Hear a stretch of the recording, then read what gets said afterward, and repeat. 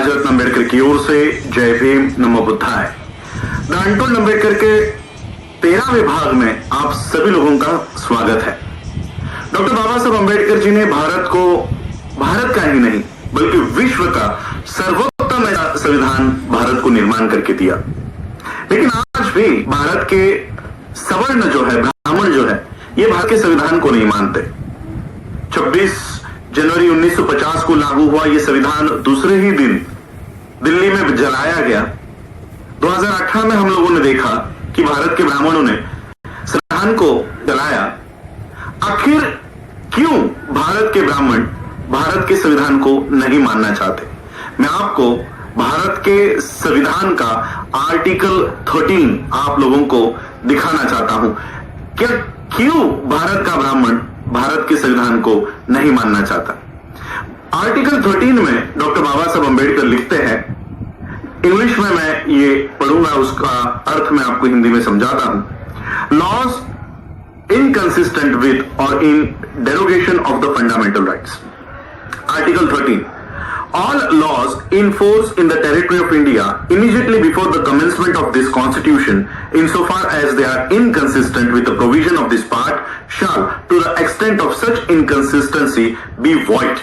बाबा Saheb Ambedkar article 13 Bharat के संविधान के आर्टिकल 13 में लिखते हैं कि यह संविधान लागू होने से पहले, भारत का संविधान लागू होने से पहले भारत में जितने भी कानून है, जितने भी प्रथाएं हैं, जितने भी इस देश के भूमि के ऊपर प्रथाएं लागू है, मैं आज से उसको शून्य घोषित करता हूं। 2500 सालों की मनुस्मृति डॉक्टर बाबा साहब अम्बेडकर जी ने इस आर्टिकल के माध्यम से, इस संविधान के माध्यम से हमेशा हमेशा के लिए भारत की भूमि से उसको हटा दिया, मिटा दिया। और यही नहीं, आगे चलकर बाबा साहब और कंटिन्यू करते हैं इस आर्टिकल को। Article 13 subsection 2, the state shall not make any laws which takes away और abridges the rights conferred by this part, and any law made in contravention of this clause shall, to the extent of the contravention, be void. आगे बाबा साहब और लिखते हैं कि हमारे मूलभूत अधिकारों को छीनने वाले कानून भारत की कोई भी सरकार कितनी भी बहुमत में आए, कितने भी राज्यसभा में, कितने भी लोकसभा में, संसद में भारी बहुमत से भी अगर वो वहां पर जाकर बैठ जाते हैं तो भी वो हमारे मूलभूत अधिकार को कोई नहीं हटा सकता, कोई नहीं मिटा सकता।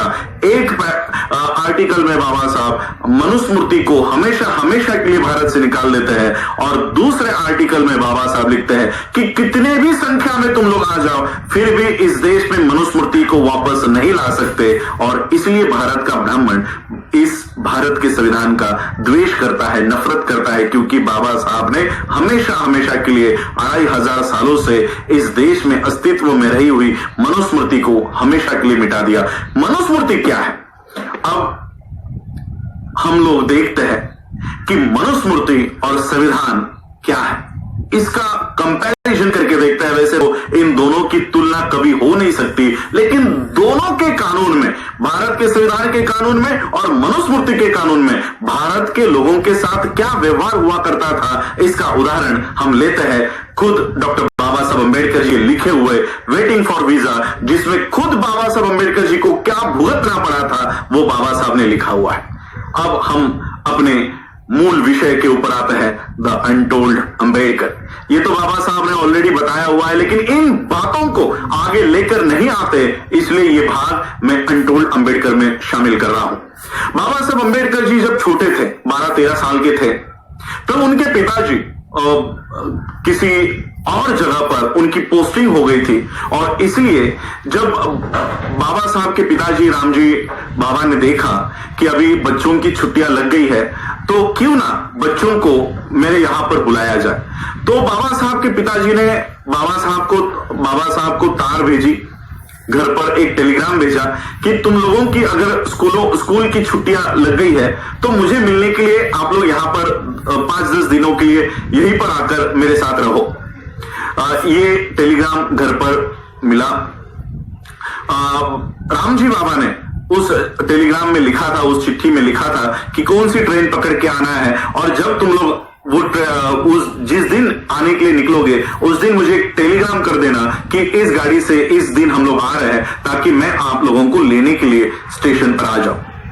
बाबा साहब को ये टेलीग्राम मिला बाबा साहब ने, और बाबा साहब के बहनों के बच्चे, बाबा साहब उस समय 12-13 साल के थे, बाबा साहब जी के जो बहनें थी उनकी शादियां बहुत जल्दी हो गई थी, इसलिए उनके जो बच्चे थे वो भी बाबा साहब से 2-3 साल छोटे थे। तो बाबा साहब और बाबा साहब के बड़े भाई आनंद और बाबा साहब के बहनों के बच्चे, ऐसे 5-6 लोग मिलकर बाबा साहब के पिताजी को मिलने के लिए निकल पड़े। बाबा साहब ने टेलीग्राम कर दिया कि हम इस ट्रेन से उतरने वाले हैं, इस ट्रेन से आने वाले हैं, आप हमको लेने के लिए ये इस दिन पहुंच जाओ।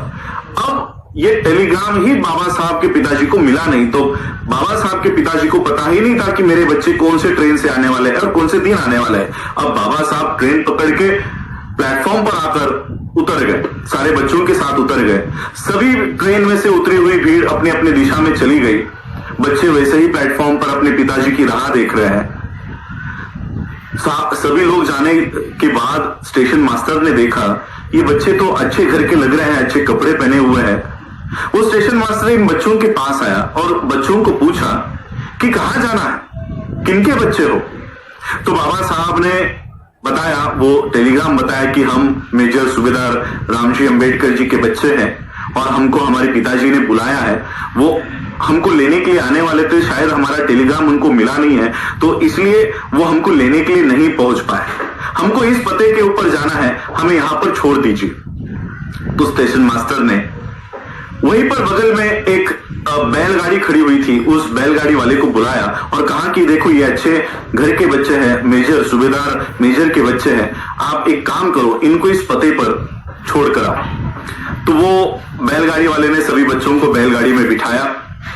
बैलगाड़ी बाबा साहब अंबेडकर जी के पिताजी के उस लोकेशन की तरफ चलने लग गई और थोड़ी देर में बैलगाड़ी वाले ने बाबा साहब से और बच्चों से बात करना शुरू कर दिया।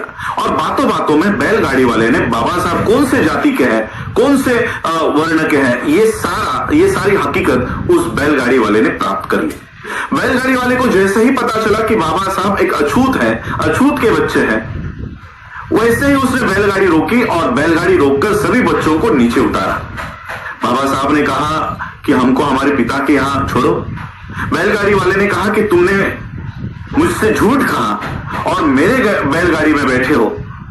मेरी बैलगाड़ी तुम लोगों ने अपवित्र कर दी है, तुम शूद्रों के बच्चे हो, अछूतों के बच्चे हो, मेरे बैलगाड़ी में बैठना ये तुम्हारा अधिकार नहीं है।